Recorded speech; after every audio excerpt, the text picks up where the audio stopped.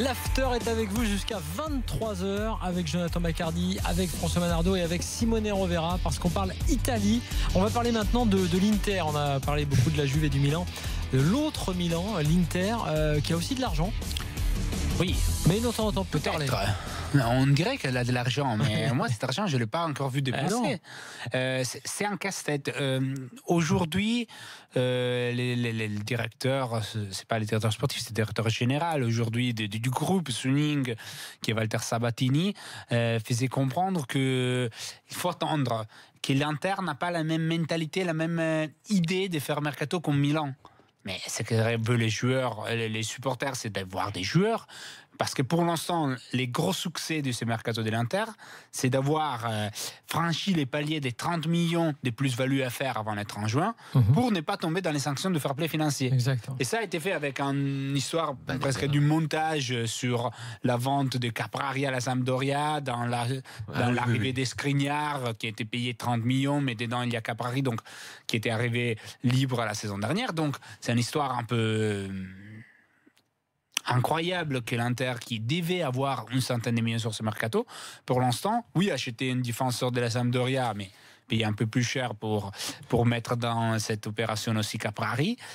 Borja Valero, joueur que j'aime beaucoup, organisateur, un vrai pensateur. C'est moche la fin de Valero à la Fio. Oui, mais départ, souvent les grands joueurs de la Fiorentina qui terminent mal avant ça arrive souvent qu'un joueur de la Fiorentina termine mal avant un départ. Mais c'est le bordel là-bas, non ? Voilà, il y a une relation très forte avec le club, avec les supporters, surtout avec la ville. Et quand tu sais que tu dois partir, ça gâche un peu tes derniers mois. Et coup de théâtre, l'affaire Chic, il faut en parler quand même. Oui. La visite médicale. Un des meilleurs joueurs, probablement les meilleurs jeunes de la dernière Serie A, qui s'était engagé avec la Juve, qui a passé une visite médicale. Après la visite médicale, il a continué à jouer avec sa sélection espoir à l'Euro, sans problème. Et maintenant, on a découvert que Chic a un problème cardiaque, mais rien de grave, rien de qui doit obliger à une opération, mais une anomalie, n'a pas les certificats pour jouer, la certification pour jouer, et donc dans une trentaine de jours, il doit faire de nouveaux examens. La Juve résilie son accord avec la Sampdoria parce qu'elle n'a pas passé les examens médicaux. Juste derrière, arrive l'Inter, qui hier a eu un principe d'accord avec la Sampdoria, mais là aussi, il faut attendre des nouvelles visites médicales qui, quand même, peuvent arriver seulement après la fin du mercato, hein, parce qu'il faut un plus mois, ou moins, c'est limite, c'est un mois, donc, mais si après, il y a encore d'autres tests à faire, le risque, c'est qu'on va après la fin du mercato. Donc, l'Inter, on va voir s'il va miser beaucoup d'argent sur lui, c'est-à-dire au moins 30 millions. S'il arrive, c'est peut-être la très bonne affaire de l'été de l'Inter. Il faut rappeler qu'il y a 2 ans, ils ont acheté pour une vingtaine de millions, un peu plus Icardi qu'aujourd'hui, et les buteurs, les joueurs symboles de cette équipe. Mais les supporters considèrent que parfois c'est aussi un problème parce que soit tu joues pour lui, soit il joue pas pour toi, mais c'est pas tout à fait mon avis, mais c'est un problème dont on parle beaucoup à Milan. Donc l'Inter se retrouve avec, dans la théorie, beaucoup d'argent, pas des grands joueurs qui sont arrivés, le Milan qui gagne, on peut dire, le derby du mercato, mais de 300 mètres sur les 400 mètres, c'est-à-dire c'est moi face à Michael Johnson qui va jouer, qui on va courir. Voilà, c'est vraiment la mauvaise affaire, on peut dire, pour l'ensemble de l'été italien d'Inter. Parce qu'on s'attendait de voir débarquer des grands joueurs. Il y avait des moments, il y a eu sorti les plus grands noms du monde, qu'on avait l'impression que s'il y avait un club qui pouvait payer la clause pour Neymar, c'était l'Inter, avec Suning et c'est son argent important. Et pour l'instant, rien n'arrive, sauf qu'Hervé Luciano Spalletti, entraîneur qui en Italie a toujours fait des résultats dans les premières 4 avec des clubs importants. Donc, si les grands protagonistes du mercato, c'est l'entraîneur, peut-être l'Inter va faire, l'espoir des dirigeants, c'est faire une saison à la Chelsea, tu ne changes pas beaucoup des choses, mais tu fais une grande saison. Le problème, c'est que Chelsea avait déjà gagné. Un effectif aussi. Un mot quand même aussi, et même plus qu'un mot, sur la Roma. C'est la grosse opération Monchi qui dit au départ, les ventes de la Roma ont été encore une fois colossales. Bien sûr, les mérites, c'est qui a bâti cette Roma avant. Mais Rudiger, plus de 30 millions à Chelsea, Salah, 40 millions, Paredes, 35 millions au Zénith. Tu as l'impression vraiment que la Roma peut survendre ou vendre très bien chaque joueur de son effectif. Et aujourd'hui, on réparte, on peut dire, à zéro avec des nouveaux joueurs, des jeunes. Pellegrini qui arrive du Sassuolo, c'était un des meilleurs milieux de la dernière saison. Les milieux de terrain qui frappaient plus dans les cadres et a marqué aussi 6-7 buts avec Sassuolo. De Frel, un autre joueur de Sassuolo. L'équipe entraînée par Di Francesco qui aujourd'hui est l'entraîneur de la Roma. Karsdorp, donc oui, des jeunes. On va voir s'il arrive un grand joueur pour donner quelque chose en plus. On parle beaucoup de Mahrez. Ça me semble un peu compliqué. Et surtout, c'est la première saison de l'après Francesco Totti. Absolument. Ce qui pourrait libérer un peu certains égos, certains personnages dans les vestiaires qui avaient un peu cette ombre de Totti qui n'aidait pas à se dévoiler au top. Mais je pense que la Roma, aujourd'hui, n'est pas une équipe plus forte de la saison dernière. Tiens, Mathieu, justement, supporter romain, va nous parler de cette page qui se tourne, évidemment, la page Totti, mais pas seulement, tu l'as dit, avec toutes ces ventes, ces belles ventes d'ailleurs. Salut Mathieu. Chesney qui est parti, Chesney qui est à la Juve, d'ailleurs, gardien remplaçant de Buffon. Pour devenir le numéro 1 la saison prochaine. Absolument. Mathieu. Bonsoir. Ciao, bonsoir. Quel est ton avis sur la Roma, donc qui tourne cette page et qui fait de belles ventes, mais on attend un peu le gros coup pour eux là, cet été? Bah oui, c'est ce que je disais un peu avant. C'est un mercato assez confidentiel. On a les deux petits de Sassuolo qui arrivent avec l'entraîneur, donc c'était plutôt facile. Après, moi, ce qui me fait très très peur, c'est la concurrence qui arrive juste derrière. Le Napoli, avec qui on a fait une saison très difficile, qui ont failli nous piquer la 2e place. La Juve, qui est toujours aussi forte. Le Milan, qui recrute à gogo.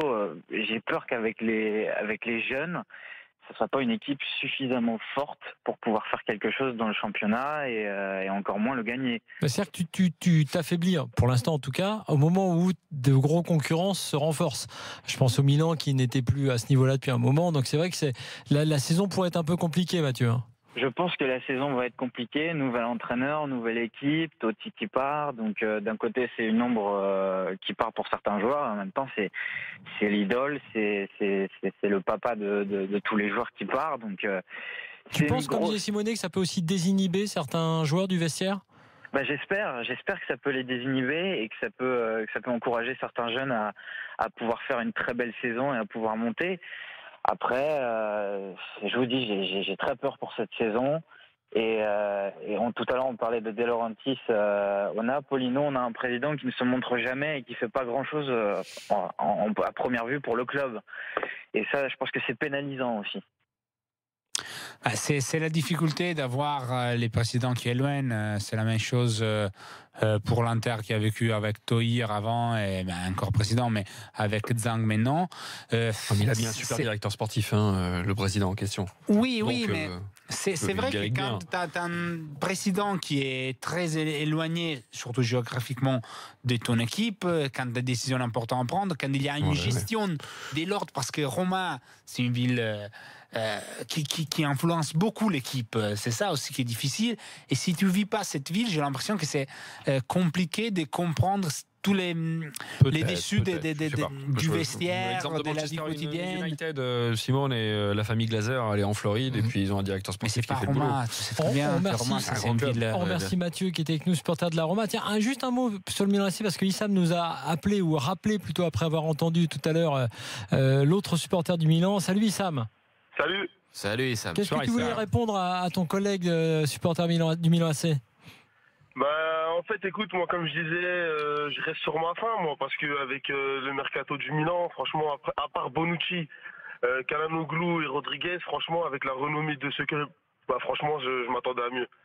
Vraiment, après Bonucci, moi, je vais peut-être choquer des gens, mais Bonucci, moi, j'attends de voir, parce que Bonucci, ça fait 7-8 ans qu'il joue avec les mêmes personnes. Chiellini, Barzagli, que ça soit en équipe nationale ou à la Juventus, ça va être des autres repères avec Musacho qui arrivent. Oui. Franchement, moi, je reste sur ma part. C'est vrai que la force de la Juve, c'était ces trios avec Buffon derrière qui donnait encore de la tranquillité, mais la qualité des Bonucci individuels, c'est incroyable. Après, c'est vrai que Bonucci, quand il arrive à la Juve, il est sifflé pour 2 ans. Il vit 2 années cauchemardesques. C'est l'arrivée des Conte qui lui fait changer des dimensions. Je pense qu'aujourd'hui, quand même, il est tellement sûr de lui-même. C'était surtout un problème mental des Bonucci qui n'arrivait pas à s'exprimer. Il était trop doux, en fait, quand il est arrivé. Il était trop doux, il n'était pas assez méchant. Oui, et c'était. Je me rappelle aussi qu'il était trop confiant. Oui. Et nonchalant, tu sais. Voilà. Moi, j'ai peur qu'il fasse la même chose. Les supporters l'appelaient Beckenbauer, pour vous dire, mais pour se moquer de lui. C'est pas mal. Non, c'est pire comme mais c'était une exemple. Il voulait rajouter un mot. Vas-y. Oui, franchement, moi, j'ai peur qu'il arrive avec cette même optique au Milan AC.